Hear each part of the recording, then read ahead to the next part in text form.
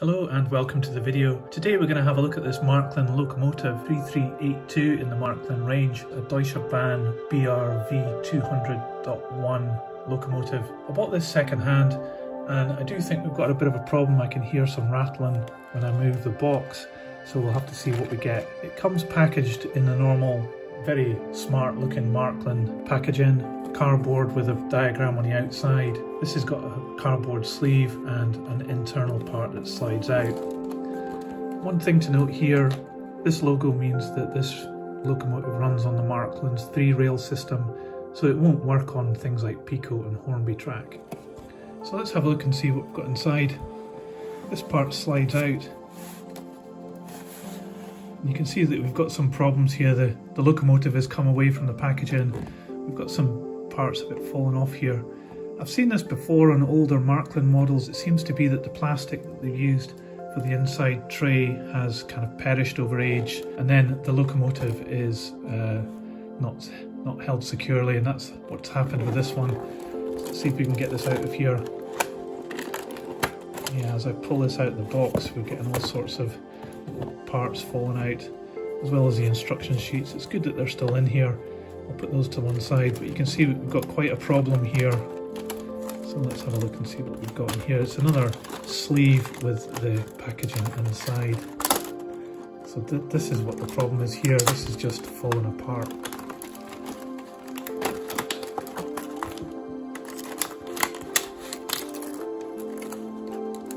So I'll just open this up. Oh dear.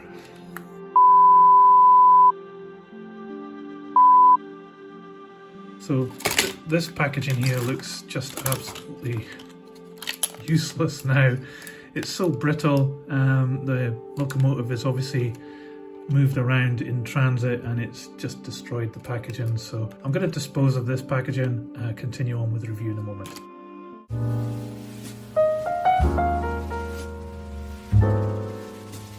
Okay, that took quite some time to tidy up, but here we are now with all the plastic parts removed and put in the bin, and we've got the model out here. So straight away I can see that there's been a little bit of damage on the end here. The coupling seems to have got a little bit bashed and part of it has fallen off.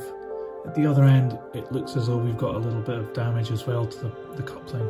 It did come with these extra parts which you can fit instead of the coupling, so this is just like with jumper cables to provide a more realistic front end. Nice to see that these are still here and they're in the original packaging, so they haven't ever been used. So the model itself is very impressive. This one, you know, it's not brand new, but it does look very good condition, and I'm quite surprised about that considering the state of the plastic packaging when it arrived. It's got some really nice wire hand grips here on the front. It's got very good representation of windscreen wipers. And you can see inside too, a fairly convincing interior. It looks okay, but it's not great. Here it's quite neat where you can see through the window and see a representation of the engine inside. You can also see that in here behind this grille here. There's good detail here on the bogies. Well, this one seems to revolve freely, so there's some damage here. It's come away. You can see that this wheel goes round when it shouldn't. It should engage with the gears, so there is some damage here that we'll need to have a look at. Up the other end, again, this is what makes Märklin unique. It's got this skid here which picks up current from the 3rd rail in the middle of the track. It's got a little bit of wear on it, but not too much, so this has been used before, but I don't think it's been used an awful lot. Apart from the problems with the couplings, it doesn't look too bad. So overall, this is a very attractive and detailed model. It's got some really well printed graphics on the side, and the painting is also very good. It's something that Märklin are very good at doing. Also, what I like about this model is that the roof has a representation of smoke along the middle of it, so that's quite a nice touch. So it looks quite realistic. So let's see if we can get this repaired. So the top of the locomotive came away quite easily. It's a metal part, it's quite heavy. It doesn't have a huge amount of things inside, but it has made me realise that it does also have wire handrails here. So here you can see the circuit board, the lights, and the motor at one end. So it is the motor end that we're going to have a look at and see how we can get this out and repaired. I'm going to have to be careful not to cause any damage to the wires. So I can see that there's another screw underneath here, and I think if we take that, the motor should drop out. So let's see. So I finally managed to get this part off. That was a bit of a wrestle. And now the motor can drop out the bottom, but I need to be careful not to snag any of these wires here. So it looks like these are just plastic push-on parts. I think I should be able to ease that off. Just being very careful here not to break anything. It seems to be stuck at this point here at the top. Not sure if I really need that all the way off though. So it looks like this metal part here is what holds the bogie side frames on. Oh, it just needed to be pushed back in, so that's good news.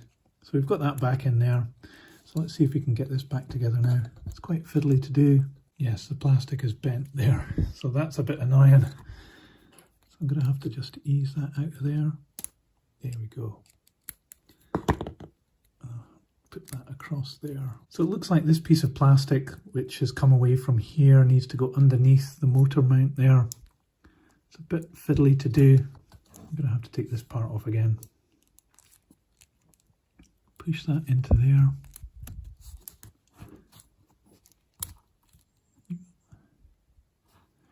There we go. So that's engaged into that little path there.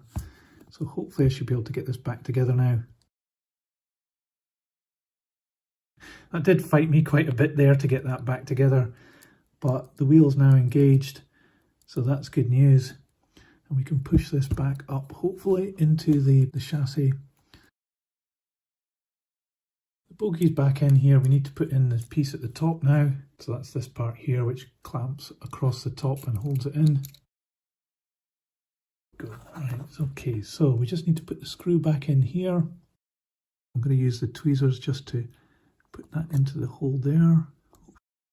Now we're looking good. Put in the screw in the bottom here. So let's have a look at the other side. Here we've got a problem with the coupling, but it looks like the housing for it is okay, so I'm going to see if I can just pull this out. Yep, it's come out okay. So I'm going to fit the one from the broken end into here. Just slides into the socket. There we go. So up at the other end of the locomotive, the end that had the broken part, what I'm going to do is fit one of the optional coupling and hoses part this end and use this as the primary end for the locomotive. It just slides and clips in, which is really quite nice. And there you go, it's quite convincing. So I don't have any Märklin 3-rail track, so I'm just going to hot wire this using my old Duet H&M. This is actually older than I am, but it's never let me down, so I'll give it a try. So the hum of the H&M means that it's on. I've set the resistance to high and the wave switch to full. And I'm just going to use these two wires to see what we get out of this locomotive. So I'll give it a bit of power and see what happens. Absolutely nothing. I think it needs a little bit more just to get going. And we have success.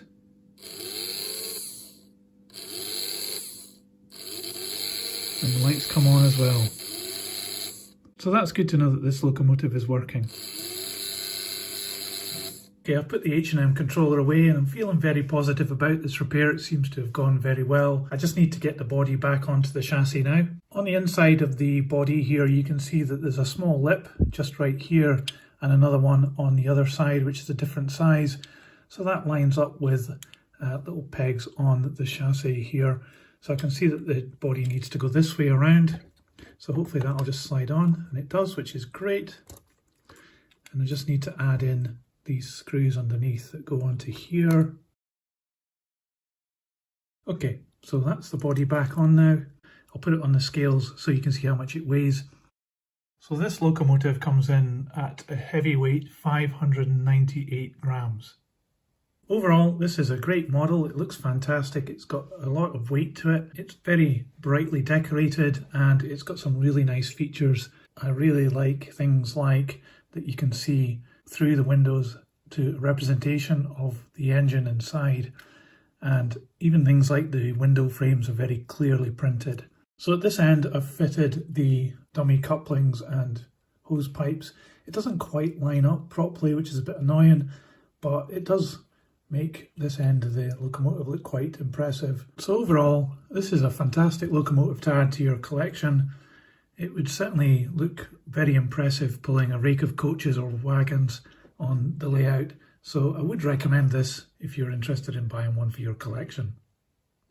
So thank you for watching this video. I hope you found it useful if you have to repair your Märklin locomotive, or if you're interested in buying this particular one. If you did like this video, please give it a thumbs up, and if you subscribe, you'll get some more content like this. Thanks for watching, and I'll see you on the next one.